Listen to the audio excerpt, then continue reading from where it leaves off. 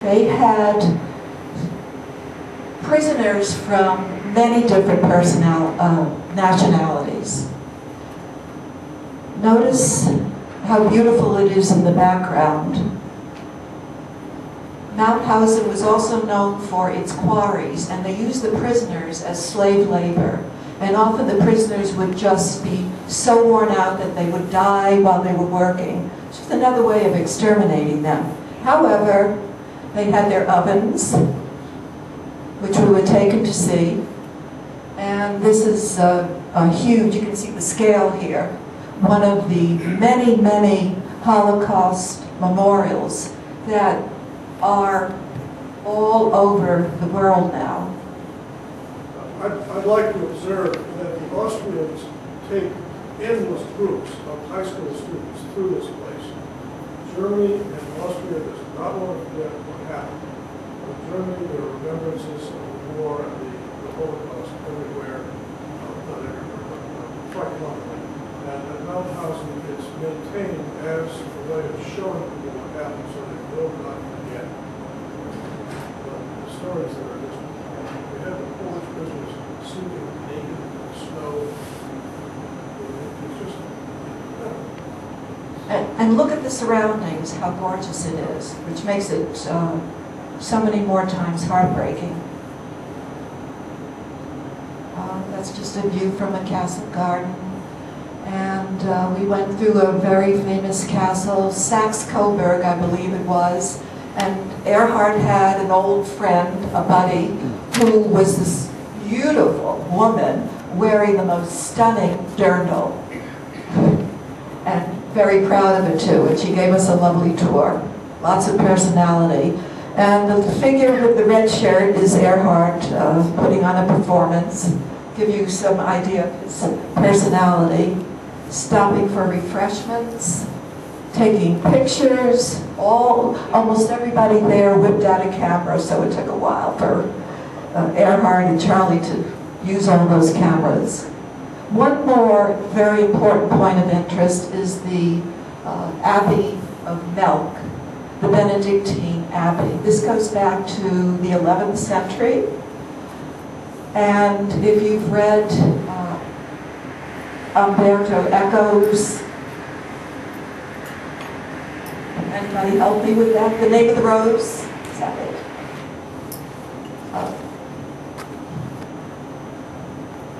The Abbey is famous right now because it has become a school.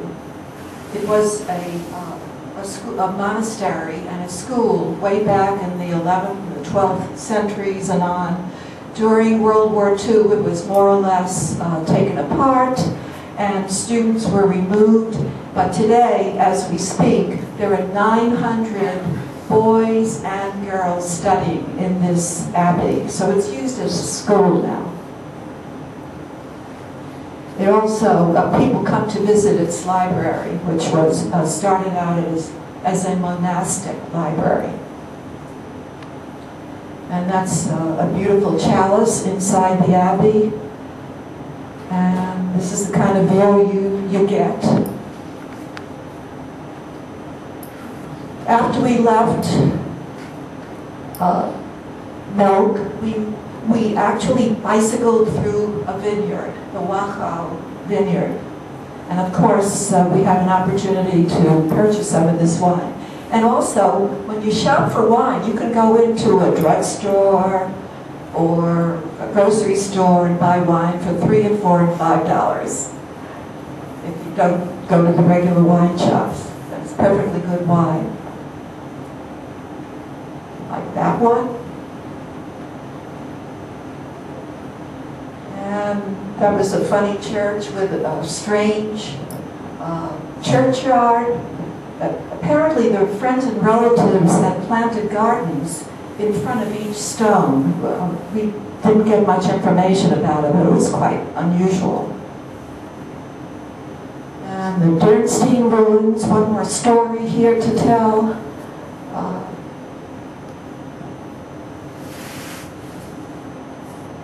Blondel. Richard the Lionheart. Richard the Lionheart. There for several years, held for ransom. And the Brits were so poor they couldn't pay it off.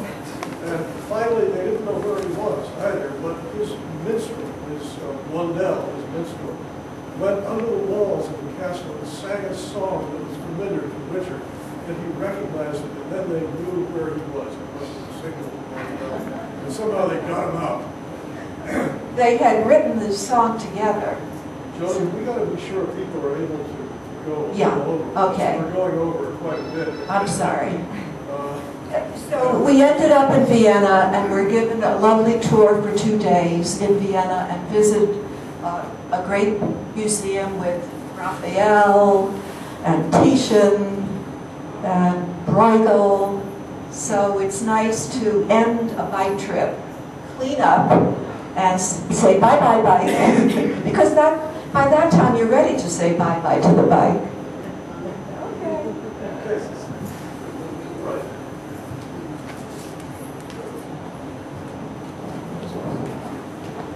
Okay, so we've taken you down the Elbe and we've gone out the Danube, and I'm going to take you. We've been going about 55 minutes. Are you good for some more? We've got a couple more tours to do, and I'll take you rather quickly down the Loire. I'll take you rather quickly down the Loire. The French call these things vélos, and so this is Loire en vélo. And we got there the same way. It was just Joni and me alone. Bike Tours Direct fixed us up with a tour group. The French tour was not quite as precisely organized as the German tour, but it went pretty well. We got lost a number of times, and we had an opportunity to meet a lot of nice people asking where the hell we were. And sometimes it was really hilarious. The French tour was more on roads than the others. And we discovered that, as in Italy, the French drivers can be very aggressive. They can be, really a little frightening sometimes to the average American. But on a bicycle, both in France and Italy, both with very aggressive drivers, there's a great respect for bicyclists. They'll stop for you when you're getting across the street, because everybody's familiar with this culture. It hasn't gotten to this country yet the way we hope it will, but we're getting more bike-friendly in this country. So tell me if you can hear me. You had a little trouble before, so I'll use the mic. I'm a little hoarse. I'm sorry. Sir? Were you given a map for this trip, or you just follow the guide? Oh, we have a map. I handed out for people to look at the beautiful little guidebook that gave us for the Elbe trip. And I handed out the packet of maps, which the French gave us. And you can look at those. I don't have the Tuscany maps or the Elbe maps. I'm sorry, the Danube maps. Some of the bikes actually have racks on the handlebars, so you can look at the map as you go along.